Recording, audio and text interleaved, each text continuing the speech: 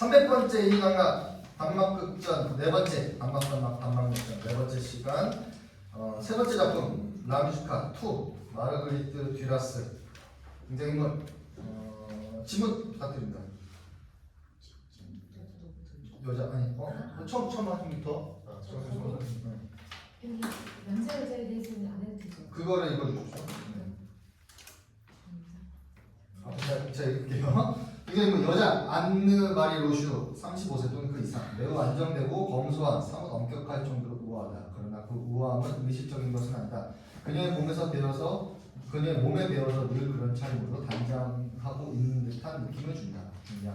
그녀는 사랑의 역사가 끝나고 살아남아 에브레를 떠난 지 2년 만에 지금 그곳에 와 있다. 그녀가 배운 건 잃어버린 게 아무것도 없네. 그녀는 그의 앞에서까지 신중하며 사랑하는 남자 앞에서까지 조심성 있게 대한다. 겉으로는 아무것도 드러나지 않는다. 그러나 인생에서 돌이킬 수 없는 실패의 무수한 작은 성광들 속에 그 모든 것이 있다.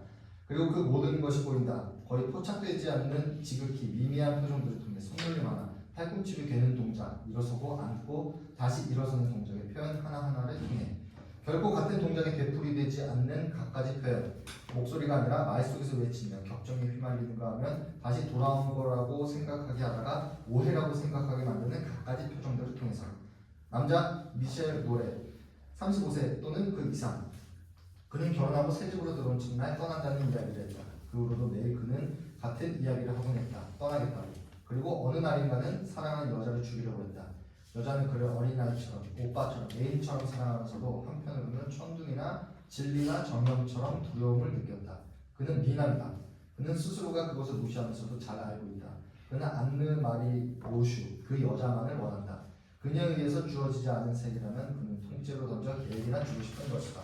그에게는 행복이나 돈, 사랑, 여자들, 도덕, 철학 따위가 다 필요 없다. 그가 원하는 것은 오직 그 여자뿐이다. 하지만 그녀는 인생이란 사랑의 역사 없이도 살아갈 수 있다는 것을 그들 두 사람을 위해 이젠 알고 있는 것을. 지금 시간이 우아한 호텔, 무대 전체가 호텔의 로비에 속한다. 다시 말해서 이 홀은 완성된 동영상에서 인접실의 정면에 위치한다. 따라서 관객들이 호텔 내부의 홀 안에 있는 셈이다. 무대 뒷면의 배열은 다음과 같다. 맨 안쪽 공간은 회백색의 건물들로 막혀있다. 즉 그 밖은 거리이다. 다음은 북부지방 해변에 바람을 막기 위한 문이 있다. 그리고 그 문 안쪽으로 두 개의 복도가 있는데 호텔 카운터와 곧장 통하는 듯하지만 보이지는 않는다. 밤 9시인데 지방 호텔이기 때문에 불은 모두 꺼져 있다. 오직 프랑스제 향수, 스카프, 액세서리 등이 진열된 두 개의 네모진 작은 유리 진열대만이 노란 불빛을 받고 있다. 위에 출입구와 복도 다음에 바닥으로 내려오는 세 개의 계단이 있다. 영화 같으면 문과 외부를 구분하는 화면 교차는 이 세 개의 계단 위에서 이루어질 것이다. 인접실 안에는 두 개의 브릿지 테이블과 몇 개의 의자, 붉은색 소파 하나, 호텔용 책상이 있어 배우들의 동선에 따라 차례로 이용된다. 홀 양쪽 두 개의 커다란 거울에 샹들리에의 불빛이 비치지만 무대 장치 위 샹들리에는 보이지 않는다. 복도 중간에도 노란 불빛의 램프가 희미하게 비친다. 어느 날인 연극이 끝날 즈음 날이 밝고 복도의 램프와 쇼윈도의 불빛은 꺼지고 반면에 거리가 하얀 빛으로 밝혀진다. 그리고 불현듯 듀크 앨링턴의 음악이 마치 기차 소리처럼 멀리서 울려온다. 카드 테이블 중 하나에는 카드, 유리컵, 물병, 배터리 등이 놓여있어 이 연극의 인물들이 오기 전에 사람들이 이곳을 지나갔음을 시사한다. 그리고 늦은 1시경 비가 빠바 문을 닫았던지 잔들은 치워져 있지 않다. 두 개의 카드 테이블은 3-4m 거리를 두고 떨어져 있는데 그중 하나가 홀 안쪽으로 가까이 모여있다. 라 뮤지카의 배우들이 가장 많이 움직이는 공간은 바로 이 두 개의 테이블과 의자들 사이이다. 회전문이 돌아가는 미셀 노래가 들린다. 그는 안쪽으로 갔다가 다시 돌아와 카운터 쪽으로 간다. 이번에는 손에 열쇠를 들고 홀로 내려온다. 그는 조심성 있게 여기저기를 살펴보고 있으니 눈에 보인다. 얼굴은 괴로운 빛이다. 그는 시간을 끄는 듯하다. 그리고 전화를 걸기 위해 전화 쪽으로 가서 파리의 번호를 부탁한다. 죄송하지만 부인, 파리에 전화하고 싶은데요. 사인, 리틀에 89, 20이요. 사인, 나오면 응접실에서 받을 테니 그쪽으로 넘겨주세요. 사인. 36호입니다. 감사합니다, 부인. 그는 의자에 다시 앉지 않는다. 안드 마리 로슈를 기다리고 있으니 역력하다.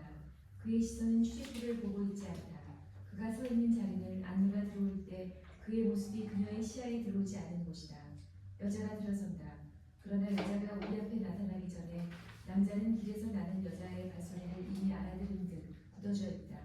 남자가 그랬던 것처럼 여자도 호텔의 카운터 쪽으로 사라진다. 여자는 손에 열쇠와 전보 한 장을 들고 들어온다. 그녀는 응접실로 내려와 테이블 앞에서 전보를 뜯는다. 그 순간 전화벨 소리. 여자는 눈을 들어 그가 곳에 있음을 발견한다. 등을 돌리고 서 있는 그의 모습이 마치 죽은 사람 같다. 그가 등을 돌리자 두 사람은 마주본다. 잊고 천천히 그가 전화 쪽으로 간다.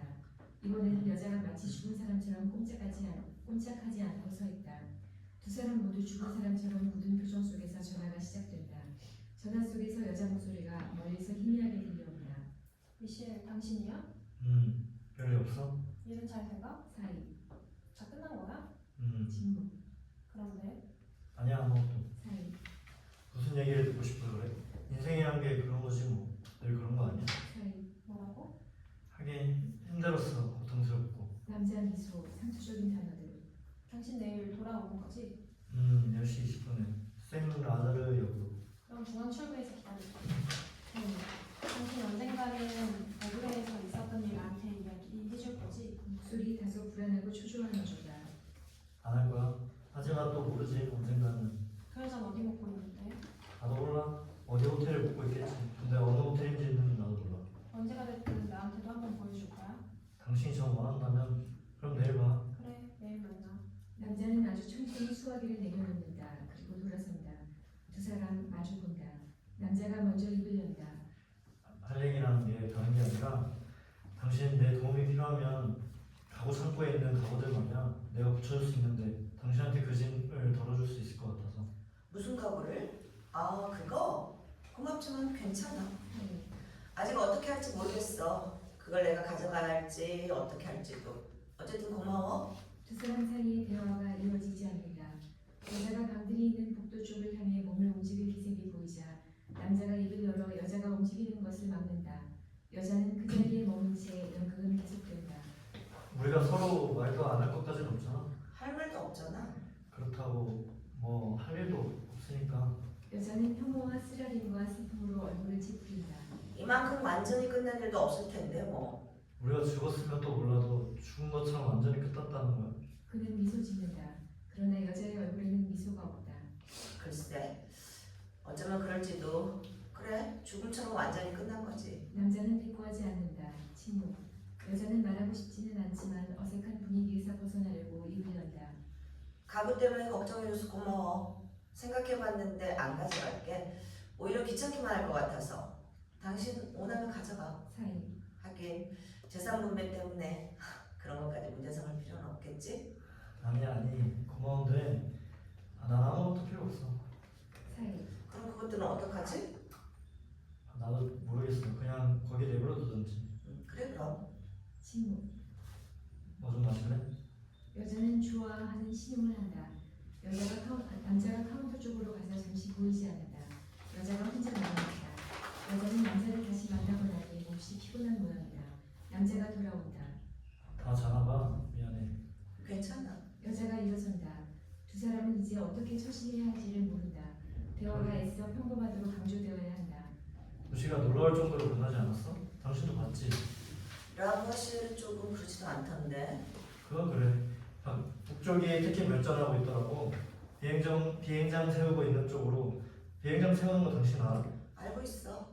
비행장이 생겨서 잘 됐어. 굉장히 변할 거야. 라보아 실은 다시 가봤어? 응, 갔어. 여긴 그때 이후에는 한 번도 안 왔지만 당신도 거기 갔다 온 일 아니야? 그거 어떻게 알았어? 내가 갔을 때 언덕에서 당신 본 것 같았거든. 확실하진 않지만. 그 집 앞으로 다 지나갔어. 사이. 그런데 그렇게 젊은 사람들한테 파는 것 같지는 않던데. 아니야.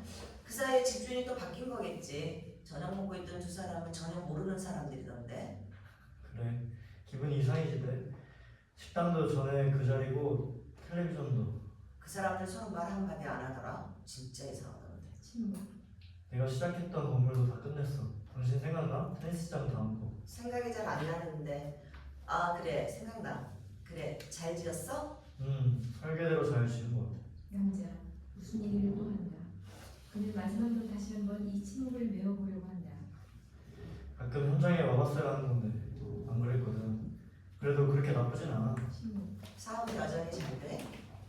적당히.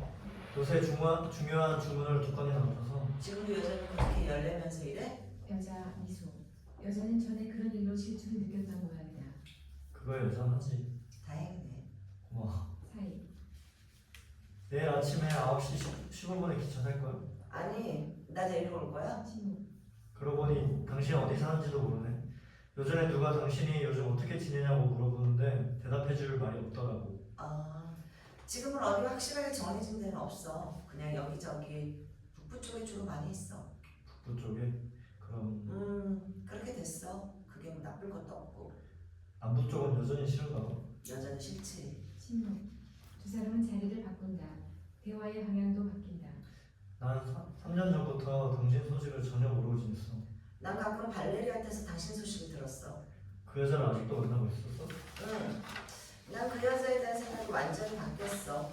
공평하면서도 누구를 옹호해 줄 수야 있는 거 아니야? 그런 건 아무 문제도 안 돼. 어쩌면 자기도 모르게 그 사람 영향을 받고 있기 때문인지도 모르고.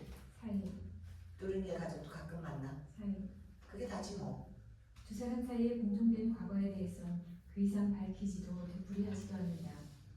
난 당신이 혼자 안 올 줄 알았는데 누구든 일행이 있을 줄 알았어. 없어? 보다시피. 사이. 당신도 혼자 왔잖아. 같이 올 필요는 없을 것 같아서. 여자는 자기도 그렇다는 표정을 지어 보인다. 두 사람 가벼운 미소가 스친다. 처음으로 시선이 마주치자 몹시 어색한 분위기. 그러나 호기심이 더 강하다. 침묵. 죽은 것처럼 완전히 끝났다고 정말 그렇게 생각해? 매우 느린 대화. 여자는 대답이 없다. 아까 그랬잖아. 그것보다 더 완전히 끝난 것은 없을 거라고. 죽은 것만큼이나 완전히 끝났다고. 난 모른다고 말했잖아. 침묵. 패스. 당신이 파리에서 돌아왔을 때 난 정거장 플랫폼에서 기다리고 있었어. 패스. 강진 씨. 나 여자가 남자를 바라본다. 죄송해요. 잠시만요. 네, 재미나? 여자가 남자를 바라본다. 남자는 시선을 떨구고 미소를 건네 말을 중단한다. 여자는 의자에서 몸을 일으켜 공안을 몇 발짝 걷는다. 그녀가 한 자리에 있지 못하고 움직이는 것에 대해 남자는 놀라지 않는다. 여자가 서 있어서 남자는 한 걸음 더 용기를 낸다. 재혼할 거야? 플랫폼에서 무슨 일 있었어? 침묵. 남자는 망설이며 말하지 않는다. 여자도 더 이상 묻지 않는다. 지난날의 난폭함 같은 것이 지나간다. 나 하루를 재혼해. 3달 뒤네. 그래, 법적 기간이 끝나면. 그런 법적 기간이라는 게 우스운 거지만 그래도 별 수 없잖아. 그래? 그리고 나서 우린 떠날 거야. 미국에 가서 살려고. 사이. 난 조용히 살고 싶어. 조용히 살기에는 좀 늦은 감이 있지만 잃어버린 시간을 되찾기 위해서 서둘러야지. 여자 미소. 다시 예의를 회복한다. 헛되게 잃어버리지 않은 시간이란 게 있다고 생각해? 그냥 그렇게 말해본 거지 뭐. 그런 건 생각해본 적도 없어. 정말 한 번도 생각해본 적이 없어. 그래, 당신 앞으로 어떻게 할 거야? 당신이랑 똑같다고 봐야지. 다른 점이 있다면 난 사업 때문에 프랑스에 이대로 머물러 있어야 하는 거고. 재혼할 거야? 아직은 모르겠어. 남자는 여자를 머리끝에서 발끝까지 훑어본다. 여자는 남자를 보지 못한다. 안 변했네 당신. 여자가 휙 돌아선다. 늙었지. 나도 알고 있어. 당신 얼굴을 얘기하는 게 아니야. 하긴 얼굴은 좀 변했네. 어떻게? 눈이 특히 나. 당신 눈이 전에는 아주 부드러웠는데 그리고 당신 눈만 보면 당신이 무슨 얘기를 하려고 하는지 미리 알 수 있었는데 그럼 지겨웠겠네. 그렇게 미리 알 수 있었다는 걸. 마지막 몇 달은 그래 지겨웠지. 사이. 시간이 너무 늦었네. 남자는 듣지 못한 모양이다. 아 우리가 이렇게 얘기를 할 수 있다니 진짜 놀라운 일이야. 남자는 여자 쪽으로 다가서서 멈춘다. 마지막 몇 달 동안 기억해? 지옥이었지. 그래 지워야겠어. 여자는 눈을 감고 손으로 그 영상을 지워버린다. 그런 일 일생에 한 번밖에 일어나지 않아야 할 거야. 그렇게 생각하지 않아? 뭐가? 그 대답은 그런 사랑은 이라고 나왔어야 할 것이다. 그런 지옥 말이야. 그래야겠지. 사이. 그렇지 않으면 남자 두 번째 동요가 일어난다. 하지만 이번에는 두 사람 다 굳이 그 동요에서 벗어나려고 애쓰지 않는다. 패스해. 아니 그렇지 않으면 그런 경험이 그런 끔찍한 경험이 아무 도움도 안 되는 거겠지. 아니 그래도 진짜 뜻이 아니라 당신이 잘못 들은 거야. 만약 그런 일이 다시 일어난다면 그때부터 쭉 생각해봤는데 그건 다른 방법을 우리가 찾아내지 못했기 때문이야. 여자, 적당한 말을 찾는다. 그러니까 피곤해서 벗어나는 방법은 여자, 눈을 내리깐다. 그래 맞아. 사인, 당신은 그렇게 생각 안 해? 그럴지도 모르지. 침묵. 추억이 점점 더 뚜렷하게 떠오른다. 우리가 이 호텔에 얼마나 있었지? 집에 들어가기서 살기 전에 공사가 얼마나 걸렸는지 생각이 안 나네? 3달이던가 6달이던가. 세월이지. 그들은 이 호텔에서 가장 황홀했던 사랑의 시기를 보냈던 것이다. 두 사람 모두 말이 없다. 이렇게 기억이 잘 안 나다니 참 희한하네. 안 그래? 어떤 순간들은 그래도 계속 기억이 뚜렷한데 그런데 그런 순간들 뒤에 가려지는 순간들도 기억에 속하는 거야. 그걸 어제 말할 수는 없지. 그래도 아주 생생하게 되살아나는 순간들도 있어. 이를테면 지옥 같은 순간들, 이를테면 그래. 어둠에서 빠져나오는 순간들, 그리고 화해했던 순간들도. 그래. 여자는 일반적인 얘기로 마음의 동요를 표현하려고 했습니다. 가령 무슨 일이든 나름대로의 독특한 방식이 있으면 난 그렇다고 생각하는데 말이야. 가령 부부간에도 두 사람 사이를 결속시키는 기밀한 방식이 있다면 난 그런 것도 있다고 생각해. 우린 그 집에 가서 안 살았어야 했던 거야. 차라리 우린 이 호텔에 그대로 머물러 있어도 그랬어. 이렇게 호텔에서 산다고? 이 호텔에서 저 호텔로? 무슨 도망가는 사람이나 아니면 마치 그래. 침묵. 은밀한 감정의 폭발. 마치 애인들처럼이라고 남자는 말하고 싶었다. 그렇게 생각 안 해? 그건 그래. 그런데 우리라고 남들 사는 것처럼 안 살 이유가 없었던 거라고. 우린 젊었고 우리 주위 사람들 동의도 얻어서 결혼했어. 부모들, 당신 가족도 우리 가족도 기뻐했다. 우린 우리한테 필요한 건 다 가졌어. 집도 가구도 당신 못 비고. 여자도 묻는다. 우린 다른 사람들하고 똑같이 있었어. 그건 사실이야. 우린 다른 사람들과 똑같았으니 외향적으로야 남들이 보통한 식으로 안 할 이유가 없었던 거지. 그런 관점에서 보면 우리도 결국은 같은 길을 걸었어. 그런가? 지금 나한테 묻는 거야? 글쎄. 잠시 사이. 사실 우리는 다른 사람들이랑 같은 지점에 도착한 셈이지. 이건 또 흔히 있는 일이야 아니야. 그러니까 차이점이 있다고 해도 별거 아니었을 거야. 그러니까 그런 일이 나중에라도 일어날 수 있었다는 얘기잖아. 남자는 대답하지 않는다. 그렇게 생각해? 무슨 일이든 일어날 수도 있었다는 거. 끝. 이 말 말이야. 그렇게 생각하는 거 아니야? 그 겪어보지 않고는 알 수 없는 거지. 아니, 그래도 알 수 있어. 사이. 무슨 일이 계속되든 간에 길든 짧든 별 수 있나? 어차피 언젠가 끝이 있는 거라면. 그렇게 생각하는 게 낫지. 그럼 모든 일은 적절한 시기에 물론 그렇지. 그러니까 그 일도 역시 두 사람 모두 입을 다문다. 여자가 낮은 목소리로 말한다. 정말 바보 같은 짓이었어. 뭐가 모든 게. 미안해. 그냥 나온 소리야. 당신도 새 출발하고 나도 새 출발. 여자가 자기도 모르게 몸을 흠칫한다. 그래. 그런데 우리 이제 둘 다 끝이라는 건 반드시 오해 만드는 걸 알고서 시작하는 건가? 그렇지. 그렇지. 하지만 안 그럴 수도 있어. 지금 어떤 경우에는 끝나는 게 불가피하다는 걸 알고 있는 거지. 완전히 끝나는 건가? 그래, 단 한 번으로 끝나는. 그런데 우리는 또 그걸 공표하지 않고 지낼 수도 있다는 것도 알고 있어. 제3막 없이도 살 수 있다는 걸. 그때는 우리가 너무 잘못했잖아. 맞아. 이제 우리 더 이상 그런 성가신 일을 원하지 않는 거지. 그런 걱정거리도 그렇다고 우리한테 할 일이 따로 있다는 얘기야? 있을지도 모르지. 그게 뭔데? 아무것도 아니야. 그래도 어떤 다른 방식이 있을지도 모르지. 사이. 어떤 경우에도 우린 서로 한 발짝도 물러서는 일이 없었어. 그렇다느니 아니니 하는 말 한마디 때문에 며칠 밤 동안 잠도 못 자고 싸우고 또 싸우고 난리를 치고. 두 사람 웃는다. 자연스럽까지. 여자는 잠시 망설이다가 고백한다. 그리고 또 그런 일까지. 그 말은 자살 시도를 암시한다. 남자가 놀란다. 그녀가 자살할 뻔했다는 사실을 그는 지금 처음 아는 것이다. 그런 일이야. 그랬어. 언제? 당신이 이혼하자고 했을 때 그래도 별로 대수로운 건 아니었어. 그러니까 내가 이렇게 살아있는 거 자살 시도라는 게 어쩌면 통속적인 협박에 불과했던 거지. 남자는 방금 알게 된 그 사실에 아연해서 못 바뀐 듯 움직이지 않는다. 난 잘못 몰랐어. 당신이 알 리가 없었지. 물론 모순된 얘기지만 당신한테 알리지 말라고 부탁했으니까. 그런 끔찍한 일이. 아니야, 아무것도. 누구나 하는 바보 같은 짓이었지 뭐. 사이. 남자는 말이 없다. 그런 얘기 당신한테 할 필요가 없었던 거야. 남자가 벌떡 일어선다. 여자는 겁이 난다. 미안. 여자가 남자한테서 떨어져 멀어져 간다. 남자 역시 응접실의 어두운 구석을 향해 간다. 잠시 동안 무거운 침묵. 두 사람의 눈길. 이윽고 여자가 남자 쪽으로 간다. 불빛 있는 데로 나와. 무대에 불빛을 말한다. 남자는 무대의 중앙 조명이 비치는 지점으로 여자를 따라 나온다. 여자는 화제를 돌려 남자의 소식을 알려고 한다. 발레리한테서 그 여자 얘기 들었어. 그 여자 아주 젊은 여자라면서요? 그 남자는 당신이 모르는 사람이야. 당신이 한 번도 본 적 없는 사람. 그 여자를 사랑해? 응. 사이. 그러니까 잘 됐지. 그렇게 된 게 잘 된 거 아니야? 이상하네. 다른 사람들이 그래, 이상해. 두 사람 입을 다문다. 밤은 점점 깊어간다. 회상. 회상.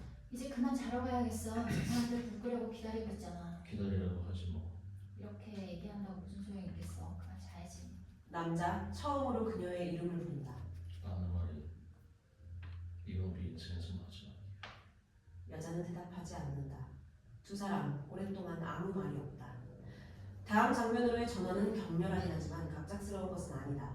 안느마리가 돌연 입을 연다. 당신이 아닌 다른 사람이었어. 전혀 다른 사람이었다고. 한쪽엔 당신 한 사람만 있었는데 또 다른 한쪽에 내가 절대로 알지 못하는 남자들이 있었어. 사이. 당신은 나를 전적으로 이해할 거라고 믿어. 사이. 안 그래? 그때도 이해해 줄 거라고 믿었어. 사이. 그런데 그때 우리 모든 게 다 끝난 상태였어. 그래, 그게 사실이지. 사이. 그런 사실을 2년 후에 듣는다는 건 정말 이상한 기분이 드네. 재밌지 않아? 난 끝까지 몰랐어. 당신이 파리에 갔을 때 무슨 일이 일어났는지. 그때 당신이 나한테 들려준 얘기는 내 생각엔 거짓말이었던 것 같아. 진실을 말했으면 당신 못 참았을걸? 지금이야 지나간 일이니까 참을 수 있었을 거라고 말하겠지만 그때는 못 참았을 거야. 난 아무것도 못 참았어. 거의 아무것도. 사이. 아무것도. 사이. 이 일이 어떻게 시작됐던 거야? 아니 그 얘기해서 어쩌자고 새삼스럽게. 이제 와서 진실을 감출 것도 없잖아. 버스에서 그 남자를 만났어. 사이. 그리고 나서 그 남자는 호텔 앞에서 날 기다렸고 한 번, 두 번, 세 번째는 그 사람이 무서웠어. 밤은 깊었고 새벽 1시쯤이었는데 매번 호텔 앞에서 그래서 그렇게 됐던 거야. 사이. 난 그때 생제르망 대 프레의 나이트클럽에서 돌아오는 길이었어. 사이. 당신은 그것도 모르고 있었지? 몰랐어. 난 가끔 춤을 췄어. 당신은 춤을 안 췄잖아. 난 그게 서운했어. 근데 그게 너무 서운했던 거지. 내가 춤을 췄어도 마찬가지였을 거야. 그랬을지도 모르지. 침묵. 남편을 처음 배신한다는 건 굉장히 무서운 일이야. 엄청난 일이지. 사이. 정말이지 처음에는 아무리 잠깐 피우는 바람이라고 해도 엄청난 일이지. 그걸 대수롭지 않은 일이라고 말한다면 그건 거짓말이야. 남자는 잠자코 있다. 여자가 말을 묻는다. 남자한테는 아내를 배신한다는 게 그렇게까지 심각하진 않겠지만 그럼 당신이 그때 파리에 더 오래 머물렀던 게 그 남자 때문이었어. 그런 일이 일어나는 건 당신이 원해서였어? 아니면 우연히 일어난 거였어? 내가 원해서였지. 그때 난 절망하고 있었어. 난 지난날의 첫 순간들을 최초의 경험을 되찾아보고 싶었어. 그뿐이야. 당신처럼 그 순간들을 되찾기 위해서 무엇으로도 대체할 수 없는 그 순간들을. 하지만 당신도 알다시피 그런 종류의 불장난을 하고 싶어지는 건 누군가가 나타났을 때. 난 당신이 원해서 그랬던 줄 차라리 마음 편해. 그밖에 아무래도 좋아. 그래. 그 첫 순간으로 되찾았어. 어쨌든 그런 순간들은 늘 다시 경험할 수 있는 게 아니잖아. 최악의 경우라고. 단 한 시간뿐이라 해도 그건 나처럼 당신도 알고 있는 거 아니야? 그래서 난 돌아오고 싶지 않았던 거고 다른 이유는 없었어. 침묵. 남자는 파리 사건 이전을 기억 속에서 더듬는다. 당신이 파리 여행을 떠나기 몇 달 전 어느 날 오후였어. 난 당신을 봤지. 당신은 몰랐겠지만 당신이 저 길을 지나가고 있었어. 그는 길을 가리킨다. 그래서 당신은 떠나갔지. 모르겠는데 난 현장에 가려고 사무실에 가서 나오고 당신은 영화관으로 들어갔지. 그랬어. 당신 뒤를 따라서 나도 영화관으로 들어갔어. 전에 나하고 같이 봤던 서부영화라고 그러더라. 당신은 혼자였어. 맨 앞줄에 앉았는데 옆자리는 아무도 안 왔지. 저녁에 당신은 나한테 그 얘기는 전혀 안 하길래 나도 아무것도 안 물어봤지. 3년 전 봄의 일이야. 그때 벌써 당신은 가끔 속을 돋보였지. 다음날 점심 후에 당신한테 외출하냐고 물었더니 당신은 아니라고 했어. 그러고는 외출했지. 나도 당신 뒤를 따라갔고 당신은 쇼핑하러 나갔는데 그때까지 난 그런 일은 상상도 못했어. 사유. 난 전혀 경험해보지 못했던 고통으로 괴로워하기 시작했어. 침묵. 여자도 생각이 난다. 그래, 난 그런 짓을 했지. 지금도 그래? 응, 여전히 아무 말도 없이. 응. 그러고 나서 일주일 동안 매일 당신 뒤를 밟게 했어. 아무도 못 찾아냈지? 맞아. 아무도 없었어. 그렇다고 내 고통이 사라진 건 아니었지. 사유. 기가 막히더라. 난 당신 자신에 대해서 질투를 느꼈어. 그 원원한 자세에 아무런 자동차를 타고 가는 당신 뒤를 따라가봤지. 여전히 문제였어. 차 안에서 혼자 가는 당신의 모습을 상상했지. 당신의 모습은 당당했지. 당신은 빨리 달렸어. 그리고 여기서 20km쯤 떨어진 어느 숲 옆에서 내렸고 숲속으로 들어갔어. 당신 모습이 안 보이게 되고 난 망설였지. 하마터면 따라 들어갈 뻔했어. 하지만 되돌아갔지. 이건 아까 우리가 얘기했듯이 분명히 살아있는 기억들이야. 하지만 그런 건 아무것도 아니야. 아무것도 아니라고. 난 그런 식으로 시간을 보내니까. 사유. 그때 산책은 기억이 안 나지만 사유. 그냥 따라들어오지 그랬어? 난 두려웠어. 당신이 혼자 있는 걸 더 좋아한다고 생각했어. 그래. 때로는 그쪽이 더 좋았어. 변명할 것 없어. 변명하는 게 아니야. 하긴 그럴 필요도 없겠지. 난 그래서 아직 약간의 호기심이 남아있어서 물어봤던 거야. 그것뿐이야. 당신은 호기심이 많잖아. 왜 그런 짓을 하면 안 되는데? 물론 안 될 건 없지. 그런데 왜 말을 안 했어? 말할 필요가 없었으니까. 거짓말. 그런 얘기를 해야 할 필요가 어디 있는지 모르겠어. 정말 이상해. 전 얘기할 수 있었잖아. 오늘 우리 영화에 갔었거든. 여자 생각해본다. 아니 그런 얘기는 처음에는 안 하게 되는 거야. 그러다가 일단 그런 일이 시작되면 말 안 하는 편이 낫지. 괜한 오해를 받을 수도 있으니까. 왜? 어떤 사람들은 오후에 혼자서 우는 사람도 있어. 사랑이 점점 시들어가서. 난 쇼핑을 다녔지. 침묵. 이젠 가봐야겠어요. 남자는 대답하지 않는다. 욕망이 되살아난다. 그 정도로 끝내기로 결심한 듯. 남자는 점수처 쪽으로 천천히 걸어간다. 여자는 그대로 앉아있다. 남자 돌아본다. 당신 방 몇 호지? 28호. 여자도 일어선다. 남자가 되돌아온다. 두 사람 마주 보고 섰다. 남자가 열쇠를 여자한테 내민다. 그녀는 받지 않는다. 그는 열쇠를 탁자 위에 놓는다. 그리고 낮은 목소리, 억지로 나오는 목소리로 바보 같은 짓을 했네. 당신 일 꽤나 피곤할 텐데. 사이. 잠 못 자면 상당히 힘들 거야. 그래 몇 시에 데리러 오셨어? 확실히는 모르겠는데 9시 전일 거야. 그들은 마주보고 서 있다. 사이. 정거장 플랫폼에서 무슨 일 있었어? 플랫폼에서 난 당신을 죽이려고 했어. 난 권총을 쏴서 당신을 죽이려고. 당신이 기체에서 내 얘기를 기다렸다. 그때 상황이었으면 당신은 무죄로 석방됐을 거야. 당신은 그걸 알고 있었어? 모르진 않았지. 침묵, 분노, 절망. 두 사람은 굳은 채로 움직이지 않는다. 그런데 왜 안 죽였어? 모르겠어. 거짓말. 정말이야 잊어버렸어. 생각해봐. 당신은 그날 밤 집에서 사라졌어. 아 그래. 난 그날 밤 하브르까지 차를 타고 갔어. 거기서 권총을 바다에 던졌고 그래서 권총은 바다에 잠겨버렸다고 생각했어. 그날 밤에 살아서 내 읽은 일이 있었거든. 그럼 살인도? 그래서 하긴 나도 그래. 파리에서의 정사를 읽은 적 있어. 책을 그렇게 많이 읽다. 많이 읽었지. 침묵. 여자는 과장되게 공격적으로 묻는다. 그래. 그 가구들은 어떡하지? 아무렇게나 하지 뭐. 아무렇게라니. 그건 말이 안 돼. 그건 말이 안 되지. 그렇긴 해. 나는 모르겠네. 그들은 지금 하는 얘기는 사실상 염두에도 없다. 당신은 그런 일이 일어나기를 원했던 거야? 아니면 우연히 일어난 거야? 그긴 아까도 물어봤잖아. 남자는 대답하지 않는다. 원했던 건 아니었어. 그럼 절망적인 심정에서 그랬어? 새로운 모험이 그 절망을 씻어냈지. 긴 사이. 어느 일요일 오후에 당신은 집에 없었어. 당신이 어디 갔는지 지금은 생각이 안 나지만 그래서 난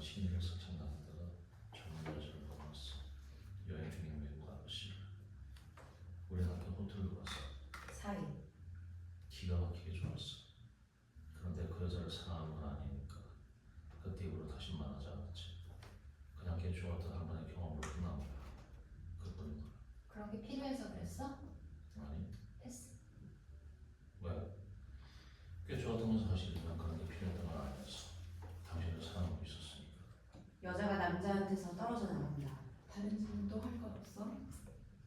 벼랑간 텅 빈 호텔에 전화벨 소리가 울린다. 통화는 홀 안에서 이루어졌다. 두 사람 움직이지 않는다. 그들은 전화벨이 그치기를 기다린다. 벨소리 끊어진다. 당신 나 질문할 게 있냐고 그랬어. 그랬어. 난 당신을 배신했으면서도 당신이 날 배신하는 건 참을 수가 없었어. 당신도 그건 알고 있었지? 알고 있었어. 발레리가 당신 불장난 얘기를 해줬어. 그러니까 당신은 내가 공평하지 못하다고 생각하지 않았어. 아니 공평하지 못하다니. 그렇게 생각 안 했어. 그럼 뭔데? 얘기가 다르니까. 처음엔 어려웠는데 차츰 쉬워졌어. 설명할 수는 있었지만 당신한테 그걸 말할 수는 없었어. 당신이 그 얘기를 받아들일 리 없었으니까. 남자, 진실한 고백일까? 사실 너는 당신이 그런 걸 원하지 않았다는 생각으로는 견딜 수가 없어. 여자는 대답이 없다. 침묵. 내가 듣고 있어. 듣고 있어. 내가 그래서 여기까지 온 거라고. 그 남자가 왔는지 직접 물어보라고. 남자 웃는다. 나도 마찬가지였어. 당신도 기막히게 좋았다니? 그래, 당신 기억을 되새겨봐. 나도 마찬가지였으니까. 그 외국 여자랑 어땠는지 생각해보라고. 그때 모든 일을 정확하게 기억해봐. 나도 똑같았으니까. 그럼 뭐가? 그런 생각할 수 없다. 그래, 그 정도로 좋았어. 정말? 사이. 당신이 이해하겠어? 아니, 당신 뭔가 후회하고 있는 거 아니야? 아니. 사이. 당신이 나한테 그 남자랑은 어땠는지 물어보려고 왔다는 말은 거짓말이야.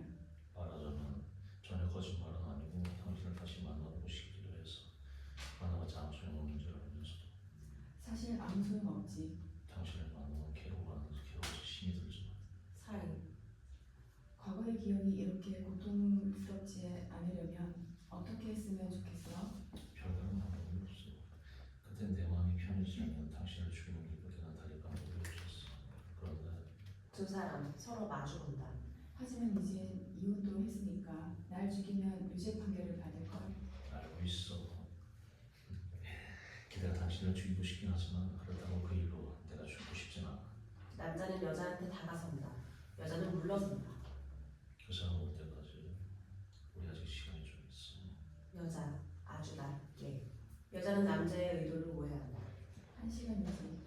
그때 일어나는 일들은 말해줄 수 없어. 전부 다. 내가 당신 때문에 행복했던 경험을 얘기해 달라는 거야 지금? 그럴 순 없어. 그건 당신 생각이 틀렸어.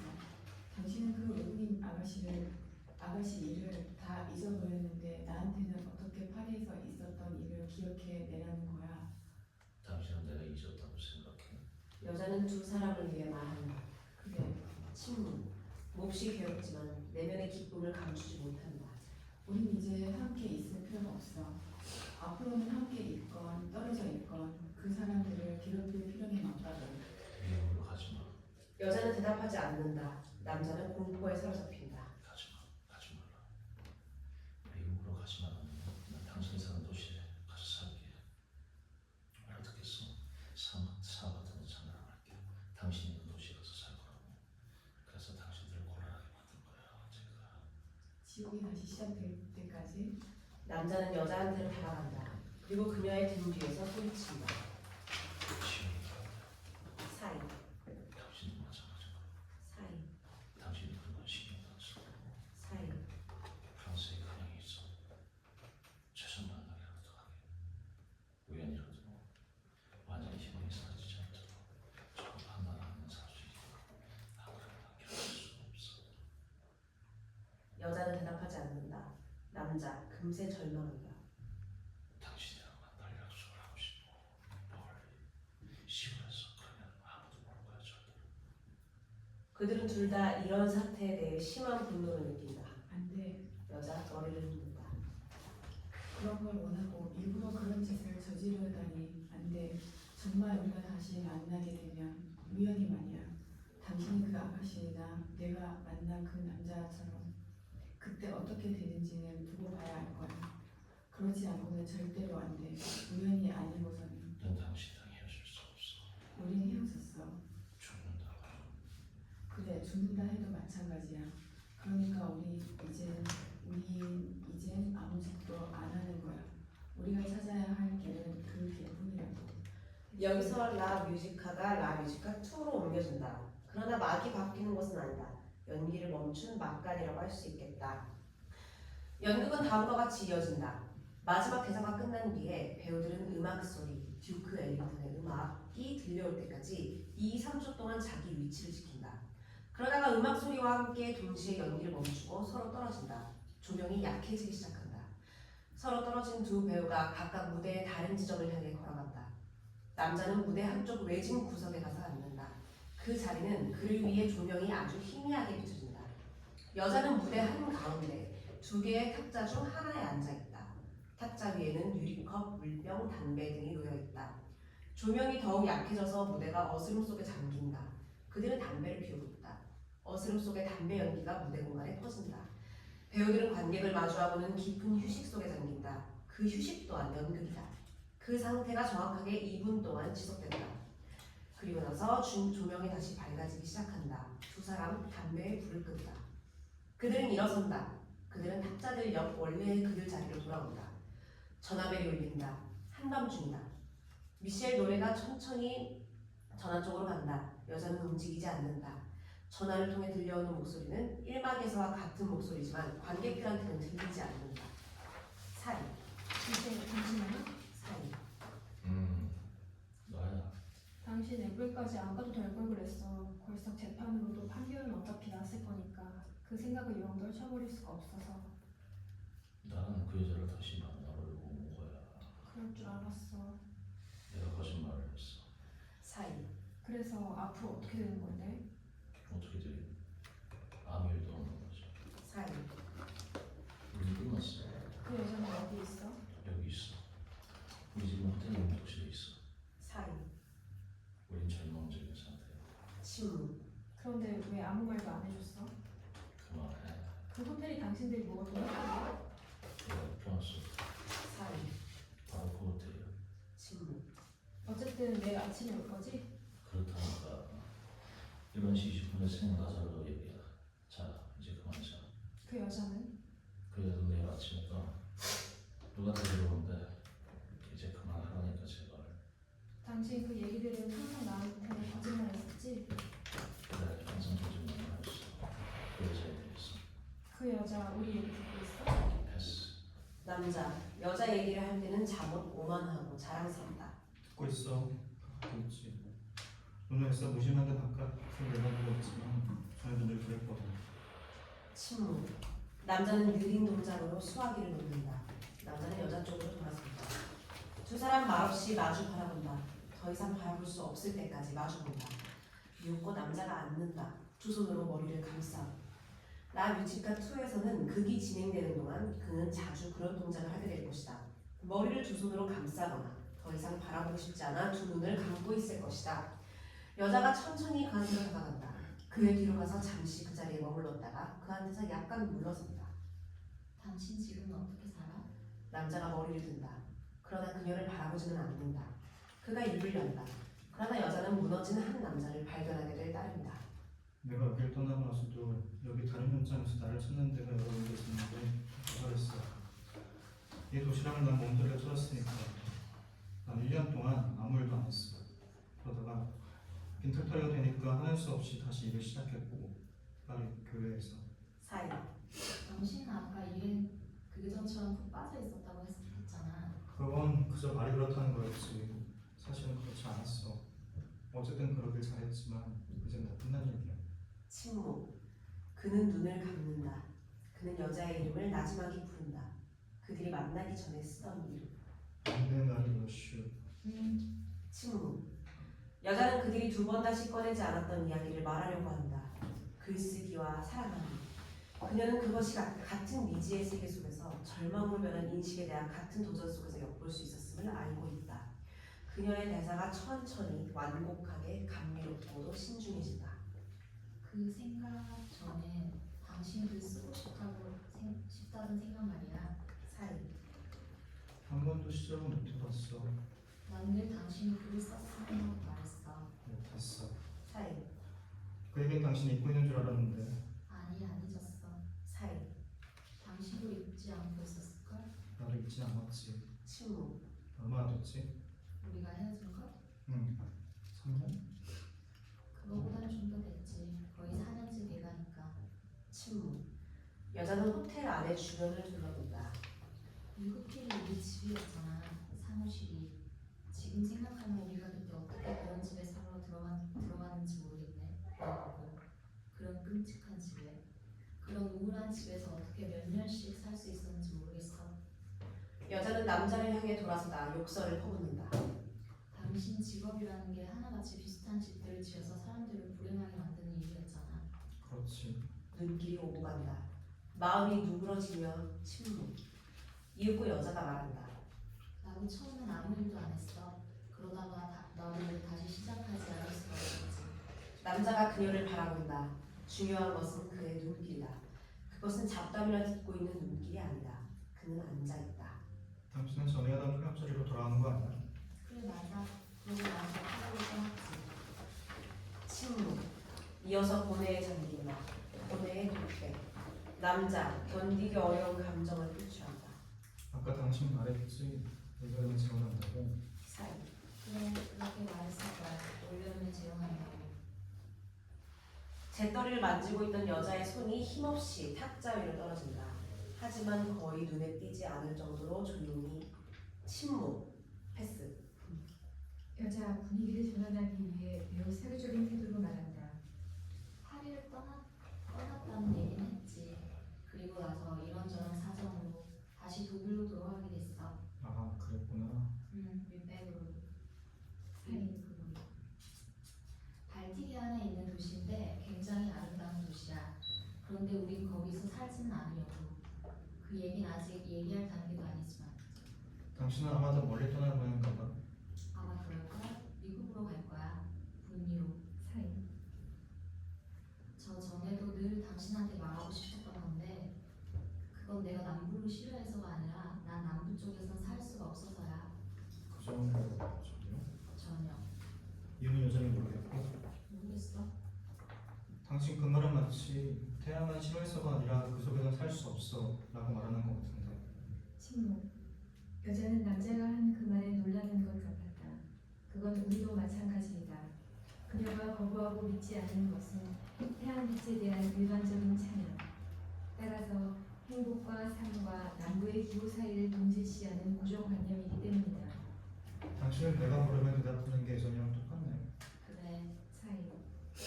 당신이 옛날 그대로야. 내가 보기엔 그게 당신 천사인 것 같은데 묻는 말에 전부 대답하는 것 말이야. 그게 어떤 질문이든 간에 당신 종사조차 개의치 않고 거리낌 없이 당신은 묻는 대로 술술 다 대답한다고. 여자는 대답하지 않는다. 이어서 대사는 마치 눈길이 마주칠 때마다 차츰 격정에서 벗어나는 듯 서서히 느려진다. 남자의 반말은 욕망이 되살아나는 듯한다. 난 내가 안 올 줄 알았어. 그래서 다시 못 만날 줄 알았다고.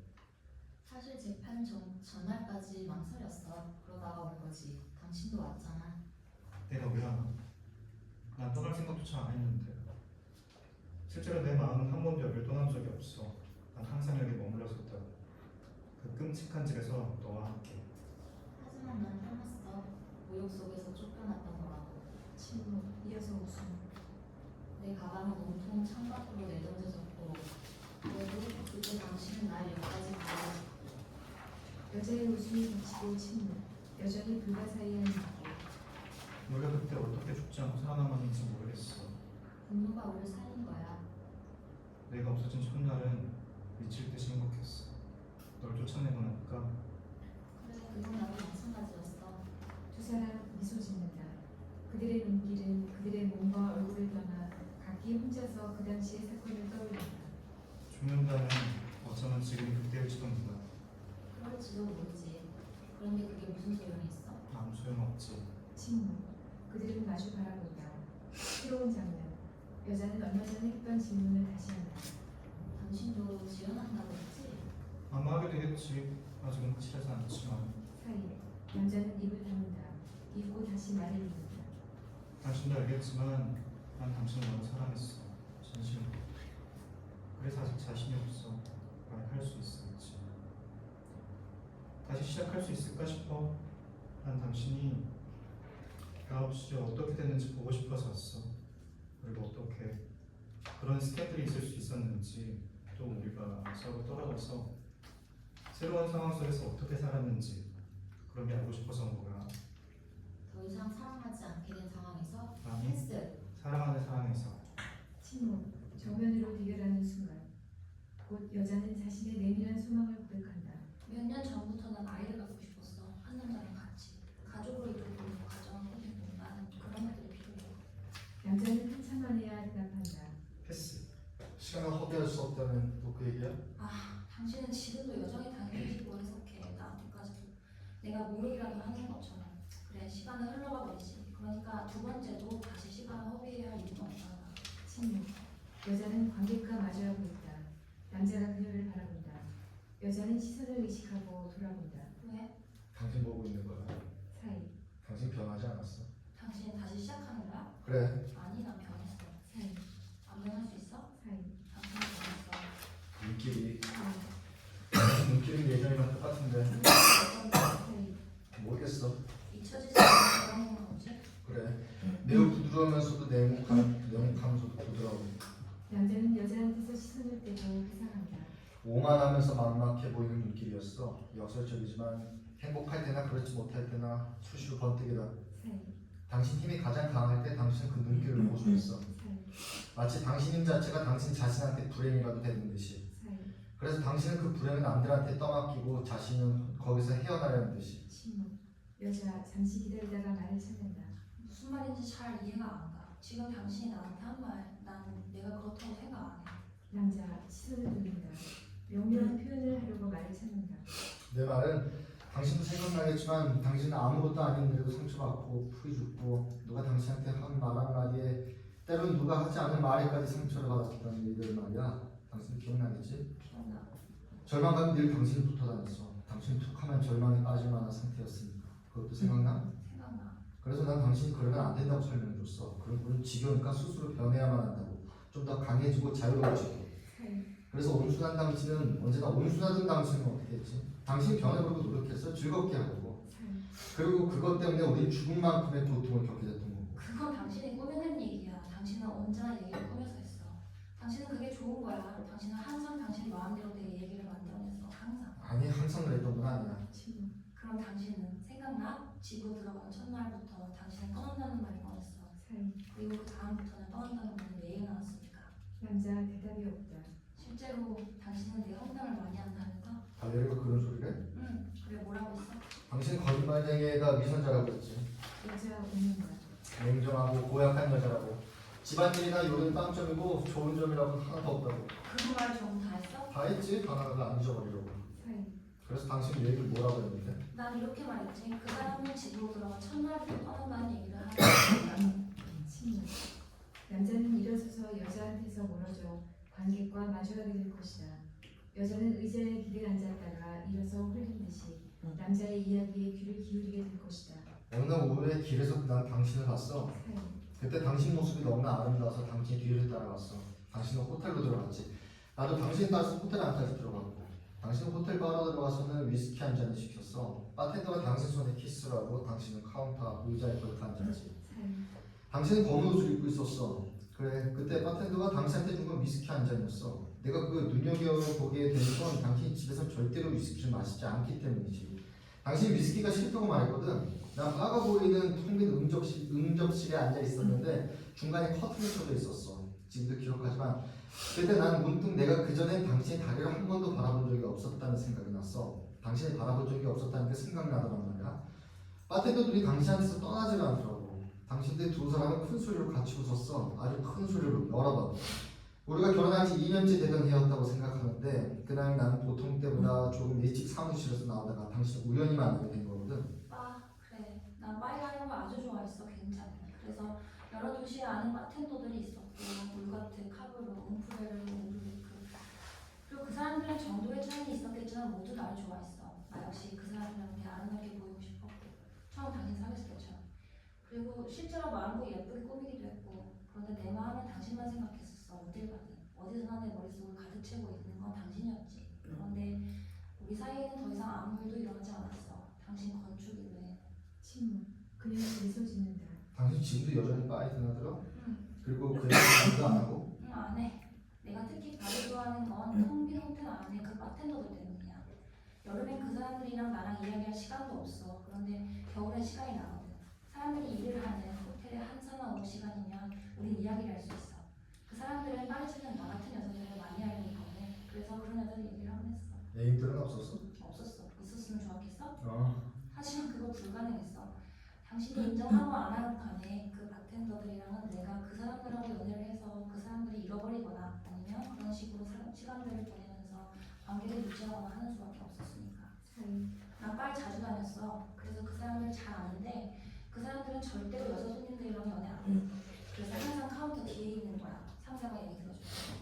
가끔은 결말도 안 나는 그런 얘기들 몇 시간씩. 그래도 난 그 사람이 하는 짓거리를 보면서 죄악감을 느꼈어. 당신이 날 속이고 있었던 거라면 그건 더 고약한 거고, 그건 침대에서보다 앞질러서 날 속이는 행동이었다고. 그건 일종의 부정행위였어. 무슨 뜻인지 알아? 부정행위였다고. 여자가 남자한테 데려간다. 하지만 내 얘기 좀 들어봐. 우리가 사랑했던 시기에 그 바이올린 얘기는 단순히 추상적인 얘기였을 뿐이고 아무것도 아니었어. 그런 건 당신한테 하나도 중요한 게 아니었다고. 마찬가지로 당신이 외국 아가씨랑 호텔 간 게 나한테 중요한 일이 아니었던 거죠. 나 이제 당신한테 아무것도 묻지 않는데. 나도 당신한테 말할 게 아무것도 없어. 내가 그런 식으로 호텔 바에 들어갔던 건 당신 비위를 거스르려고 그랬던 게 아니라 그냥 내가 좋아서 혼자 생각한 얘기였다고. 알겠어? 난 그런 데를 가면 마음이 너무 편해져서 어떤 때는 내가 이미 다른 세상에서도 그런 데를 다녔던 게 아닌가 싶을 정도였으니까. 바닷가의 지하바라든가 북쪽 지방 영화의 텅 빈 응접실 같은 데 말이야. 남자는 대답하지 않는다. 그러나 읽고 귀를 기울인다. 그리고 여자가 하는 이야기 속에서 여자와 함께 된다. 우리들이 사랑했던 그 시기에는 대부분의 시간이 당신의 말을 했건 안 했건 간에 거의 비슷했어. 당신은 그 당시에 당신이 떼어버리려고 했던 여자 얘기를 끝도 없이 안 하고 또 했어. 그래서 당신도 알고 있지만 난 당신 그런 얘기가 지루해서 당신이 그런 식의 얘기를 하고 있는 동안 얘기는 귀담아 듣지도 않고 당신 생각만 했던 거야. 당신이 하고 있는 얘기 같은 게 나한테는 존재하지 않았던 거야. 그런데 당신은 마치 살기를 멈춘 것처럼 끊임없이 같은 일을 되풀이했어. 하지만 난 그런 식으로 당신을 외면함으로써 처음 순간처럼 당신을 계속 사랑했고. 당신 말은 전부 진실이 아니야. 전부는 아니지. 사이. 절대 그렇지 않아. 그래. 여자가 남자한테 약간 다가간다. 그 당시에 당신은 이미 나한테 관심이 없었어. 당신이랑 나 사이에 현재라는 건 이미 존재하지 않았다고. 당신한테 우리들의 현재가 외국 아가씨들이었고 나한텐 바가 있었던 거라고. 거기서 당신 얘기가 늘은 거고. 난 지금도 그 시절 영화관의 노란 불빛만 기억에 생생할 뿐. 그 밖의 것들은 어둠 속에 잠겨있거든. 그런데 당신도 그 바들을 알고 있잖아. 난 그 사람들이 없었으면 우린 뭘 할 수 있었을지. 그건 그래. 결국 막판엔 난 당신 죽이고 싶었어. 그 말은 맞아. 내가 파리에 있을 때 당신은 총을 쐈으니까 그런 저질로. 당신 죽으면 내 고통도 끝날 줄 알았어. 난 정확하게 겨냥해서 당신을 죽였어. 당신은 총을 맞아 땅바닥에 쓰러졌고. 그래서 난 더 이상 고통받지 않는 그런 환상으로 지탱했지. 그럼 당신에 대해서 무슨 짓을 했어? 그 생각을 한 번도 안 해봤는데. 침묵. 에브레이 애인들 이야기는 이렇게 픽션으로 신문의 3면 기사거리가 되고 간다. 그 일이 있고 나서 가장부를 집에서 내보냈어. 우리들이 창피했고 우리 얘기를 온 동네에 퍼뜨리게 겁이 났거든. 그러자 온 집안이 더러웠고 먹을 거랑 아무것도 없게 됐어. 우린 서로 말만 했다 하면 울렁댔지. 어느 날 저녁 이웃집 사람들이 경찰을 불렀어. 당신이 나한테서 보호하기 위해 우리 경찰서로 데려가달라는 거였어. 속도가 느려진다. 사이. 그 후로는 이웃들을 더 이상 찾지 않았지. 더 이상은 그 사람들을 찾지 않았어. 그 후로는 더 이상 아무도 부르지 않았어. 사이. 그 후에 우린 죽은 사람들이었으니까. 사이. 사람들이 우리가 죽어있는 걸 발견했지. 둘이 함께 땅바닥에 쓰러져 있는. 그래. 침묵. 그러더니 드라운된 남자가 낮은 목소리로 외친다. 머리를 두 손에 놓고 그의 두 손 안에서 두 눈은 감겨져 있으며 얼굴은 일그러져 있다. 난 당신하고의 인생을 원해. 내가 원하는 건 그거야. 당신이랑 함께 사는 걸 원하는 거고, 당신하고의 역사를, 당신이랑 함께 떠나기를, 당신이랑 한 집에 묻혀 사는 걸, 난 그걸 원해. 바로 그걸. 내가 원하는 건 바로 그거라고. 여자는 남자한테서 떨어진다. 남자가 그런 상태에 있으니 여자는 남자 곁에 그대로 있을 수가 없다. 그리고 여자는 이야기를 한다. 단지 말을 하기 위해. 의미 없는 이야기를, 가구 창고 안에 있는 가구 이야기를, 그들이 내세운 가짜 화제를. 그 물건들 말이야, 가구 창고에 있는. 사실 난 그게 이제 그런 게 필요 없어. 사이. 그러니까 당신이 가져가지 않을래? 언젠가 생길 아이들을 위해서. 남자는 여자를 보지 않는다. 이야기도 듣지 않는다. 두 손에 얼굴을 파묻은 채. 여자가 소리친다. 울고 있다. 당신은 그 물건들이 뭔지 알고 있잖아. 안 그래? 너무나 무거운 개짝들. 그건 당신 책들이라고. 여자는 남자를 그런 상태에서 끌어내기 위해 소리친다. 대답은 없다. 당신은 그 책들을 두고 간 거 잊었어? 당신은 그 책들을 가져오게 해놓고선 더 이상 원하지 않았던 거라고. 그런 건 이제 지겹다고 말했어. 사이. 그녀는 남자의 침묵 앞에서 어찌할 바를 모른다. 피아노도 한 대 있었어. 내 피아노가 엉망이 돼 있었지만. 그리고 정원용 의자랑 탁자, 그릇들, 부엌 가구들 전부. 침묵. 남자가 고개를 들고 여자를 바라본다. 그럼 그것들을 다 그냥 내버려둬? 남자는 대답하지 않고 여자를 바라본다. 그래도 아깝지 않아? 안 그래? 남자는 대답하지 않는다. 두 사람은 서로 뚫어지게 바라본다. 이윽고 남자가 입을 연다. 이리 와. 여자가 뛰어드는다. 그리고 그의 곁에 와서 주저앉는다. 더 이상 접근하지 않는다. 숨을 돌린다. 그녀는 마치 미친 여자처럼 조용하다. 두 사람 말이 없다.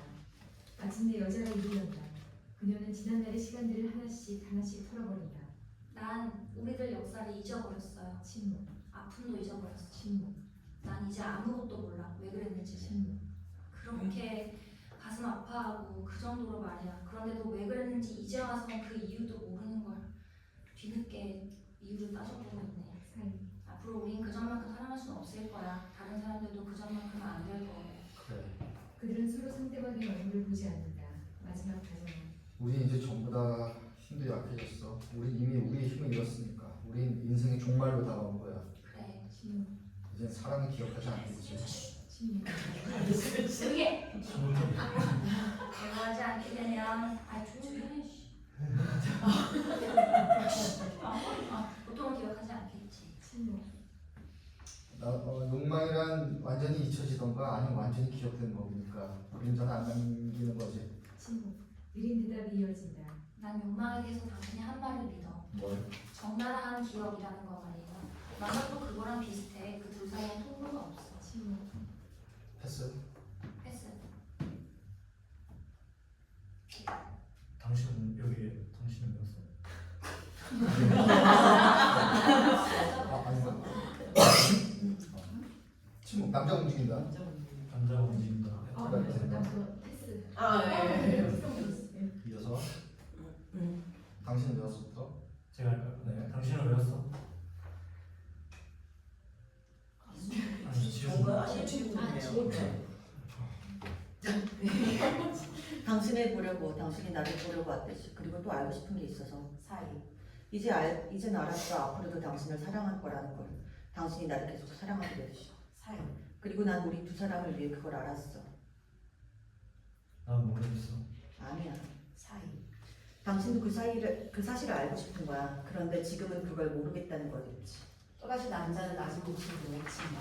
난 당신 없이 살 수 없어. 아이도 난 당신의 아이를 원해. 매일매일 모든 것을 당신한테서. 사이. 이대로 여기 있고 싶어. 파리엔 안 돌아올 거야. 사이.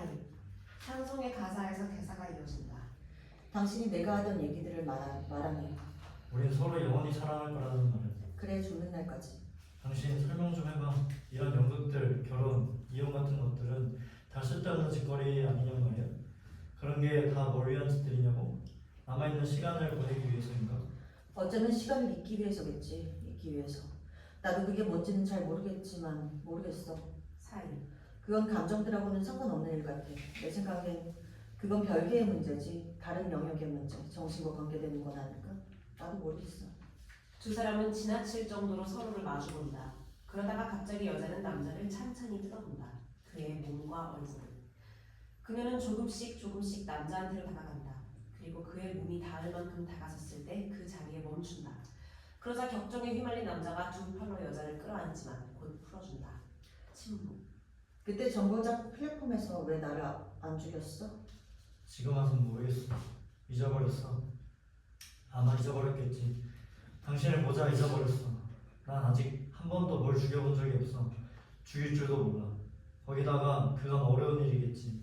그런데 그때 권총을 몸에 지니고 당신을 죽일 준비로 당신을 본 순간 난 내가 더 이상 당신을 사랑하지 않는다는 생각이 들었어. 그러니까 당신을 사랑하지 않게 된 마당에 당신을 굳이 죽일 필요도 없었던 거지. 난 플랫폼에서 당신을 봤어. 내가 기차에서 내리자 당신은 뛰어가서 거길 떠났지.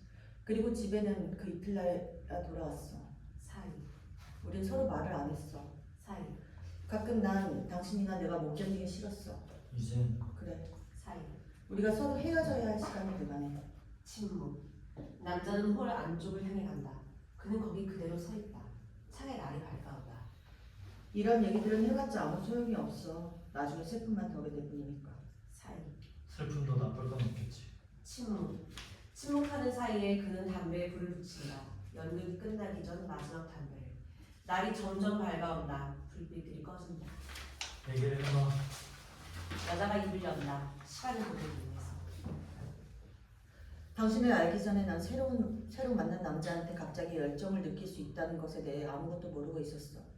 남자의 육체의 열기를 느낄 수 있다는 걸. 여자는 어떻게 말해야 할지 생각을 더듬고 있다. 그녀는 관객을 마주하고 앉아있다. 조용히 미친 여자처럼. 사이. 난 우리들의 식어버린 사랑에서 뭔가가 다른 누구한테 있을 거라고 생각했어. 그래서 아무 남자한테서라도 오직 최초의 육체적 열기만으로도 그 열정을 다해 경험할 수 있을 거라고 생각했어. 침묵. 남자가 그녀의 곁으로 왔다. 계속해봐. 침묵. 난 파리로 왔어. 당신도 파리로 오게 하려고. 사이. 그러고는 파리에서 당신한테 전화를 걸어서 마지막으로 나랑 같이 하룻밤 같이 지내자고 부탁할 생각이었어. 침묵. 시간이 시계추에 의해서 흐르고 있다. 난 그때 이미 우리들의 역사는 그쯤에서 소멸되어야 할 거라는 생각을 종종 했지. 사이. 그래서 호텔 로비에 앉아서 혼자 생각하고 있었어. 근데 그걸 어떻게 당신한테 요청할 것인가? 또 어떻게 당신한테 다시 말을 붙일 건지. 그때 그 사람이 들어왔어. 그 사람이 미리부터 호텔 바에 앉아 있었는지 어땠는지 그건 나 지금도 모르겠는데 그랬던 것 같지는 않아. 어쨌든 그 사람이 곧장 나한테 오더니 금세 말을 붙이더라고. 그러고는 내 테이블에 앉았지. 너무나 순식간의 일이었고 너무 늦었어. 사이. 침묵. 시계 치는 소리. 그 사람은 나한테 누굴 기다리고 있냐고 물었어. 난 사실 그렇다고 대답했지. 애인을 기다리고 있다고.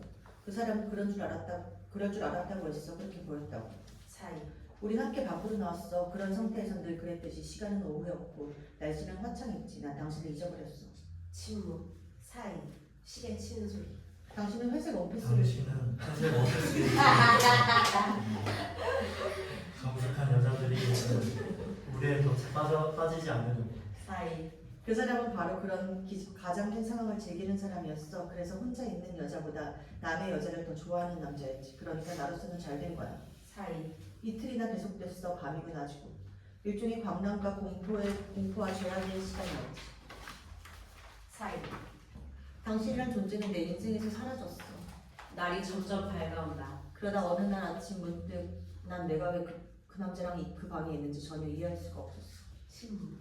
그래서 난 당신한테 전화를 걸기 시작했는데 당신은 전화를 안 받았지. 그래서 오후 내내 전화를 걸었어. 사무실에선 당신이 사흘째 나타나지 않았다는 거야. 난 당신한테 전보를 줬어. 그리고 저녁 기차로 돌아왔고. 그때 당신 어디 있었어? 사이. 남자가 여자한테서 멀어져 간다. 집안에 틀어박혀 있었어. 나가질 않았으니까 그 정보를 받았지. 매우 긴 침묵.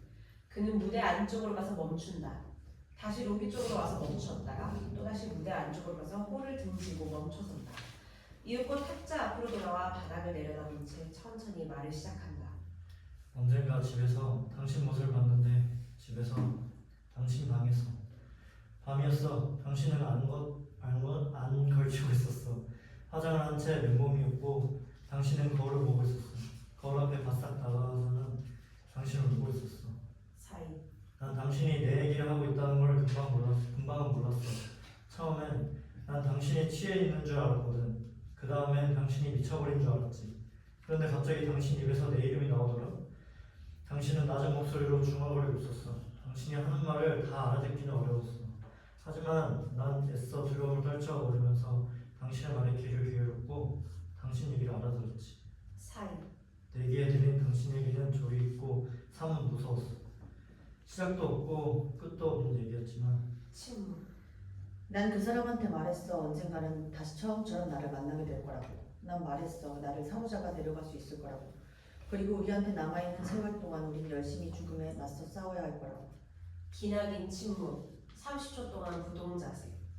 당신 가야겠다. 침묵. 여자가 움직이지 않을 것 같은 생각이 든다. 하지만 그녀는 움직인다. 그녀는 일어선다. 뭐 입고 가지 마. 사이. 당신 가방. 여자는 가방을 받는다. 그리고 기다린다. 남자는 극히 다정하다. 가방. 여자 나간다. 그녀가 나가기 위해 첫 발을 딛자마자 음악이 흘러나온다. 두 사람은 서로 보지 않는다. 남자는 그 자리에서 꼼짝하지 않고 서 있다.